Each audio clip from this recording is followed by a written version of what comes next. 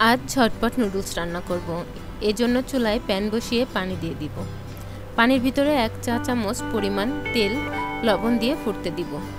এদিকে ছোট করে কেটে নেওয়া মুরগির মাংসে রসুন বাটা, আদা বাটা, লাল মরিচের গুঁড়া, সয়া সস, লবণ দিয়ে মেখে রেখে দিব কিছুক্ষণ।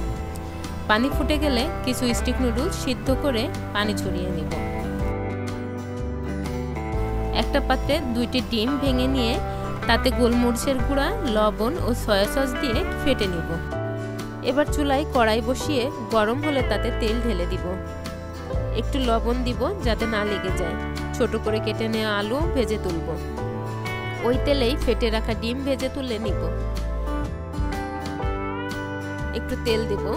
তেলে পেঁয়াজ দিয়ে দিব। পেঁয়াজ হালকা ভেজে নেওয়ার পরে মেখে রাখা মুরগির মাংস দিয়ে ভেজে নিব কিছুক্ষণ।